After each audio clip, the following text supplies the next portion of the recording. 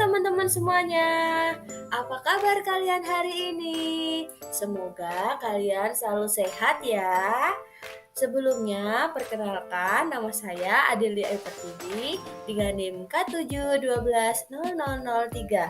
Saya dari Program Studi Pendidikan Guru Sekolah Dasar Kampus Kebumen Universitas 11 Maret. Pada kesempatan kali ini, kita akan belajar mengenai tema 2, selalu berhemat energi. Subtema 1, sumber energi, pembelajaran pertama untuk kelas 4 SD. Mari kita simak penjelasan berikut ini. Pembahasan yang pertama yaitu apa itu sumber energi. Jadi teman-teman, sumber energi adalah segala sesuatu yang dapat menghasilkan energi, baik secara langsung maupun melalui proses konversi atau transformasi. Selain itu, sumber energi bisa dibilang sebagai segala sesuatu di sekitar kita yang mampu menghasilkan suatu energi, baik yang kecil maupun yang besar. Contohnya yaitu matahari, air, dan minyak bumi. Oke, lanjut. Ternyata energi itu sangat penting bagi kehidupan kita. Semua makhluk hidup membutuhkan energi. Nah, teman-teman, tahu nggak sih sumber-sumber energi yang ada di sekitar kita atau sumber energi yang ada di bumi ini? Jika belum, ayo kita pelajari bersama. Yang pertama yaitu matahari sebagai sumber kehidupan di bumi.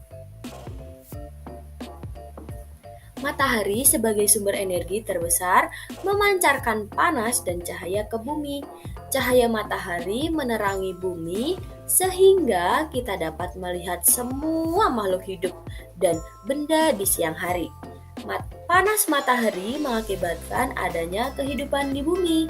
Jadi teman-teman, kalau di bumi ini tidak mendapatkan sinar matahari, kita akan kesulitan, kita tidak akan bisa melihat benda-benda yang ada di sekitar kita tidak bisa melihat teman kita, dan bumi ini akan menjadi sangat gelap. Jadi matahari itu sangat penting bagi kehidupan di bumi. Lanjut.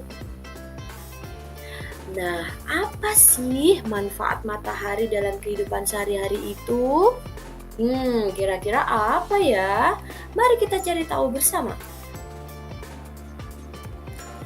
Manfaat matahari dalam kehidupan sehari-hari itu yang pertama, seiring dengan perputaran bumi pada porosnya, matahari membuat terjadinya siang dan malam. Yang selanjutnya, seiring dengan kemiringan posisi bumi pada saat melakukan revolusi, matahari mengakibatkan terjadinya 4 musim di belahan bumi utara dan selatan, yaitu musim panas, musim gugur, musim dingin, dan yang terakhir musim semi. Lalu yang selanjutnya, matahari berperan pada siklus atau perputaran air, sehingga terjadi perubahan cuaca, mendung, panas, dan hujan. Ternyata mendung, panas, dan hujan itu disebabkan oleh matahari, teman-teman. Selanjutnya, matahari berperan pada proses terjadinya awan hingga terjadinya hujan yang membasahi daratan, hingga semua tumbuhan di darat dapat bertahan hidup. Air hujan yang tersimpan di tanah juga dimanfaatkan hewan dan manusia untuk keberlangsungan hidupnya. Jadi, dengan adanya panas matahari itu akan membuat penguapan air di permukaan bumi, sehingga air itu akan menguap ke atas menjadi awan. Jika awan itu sudah full atau sudah tidak bisa lagi menampung air uap air tadi yang karena adanya sinar matahari, akan terjadi turun hujan, teman-teman. Jadi hujan juga dipengaruhi oleh matahari. Selanjutnya, matahari berperan pada proses fotosintesis sehingga semua tumbuhan baik di darat dan di laut dapat hidup, berkembang, dan membuat cadangan makanan untuk dikonsumsi hewan dan manusia. Panas matahari mengakibatkan perbedaan suhu udara yang memicu terjadinya angin. Tiupan angin kemudian juga dapat dimanfaatkan sebagai sumber energi. Lalu selanjutnya, panas matahari mengakibatkan air laut menguap. Peristiwa ini dimanfaatkan pada proses pembuatan garam. Selanjutnya, cahaya dan panas matahari digunakan sebagai sumber energi pada panel surya yang mengubah energi cahaya matahari menjadi energi listrik atau biasa disebut PLTS, pembangkit listrik tenaga surya.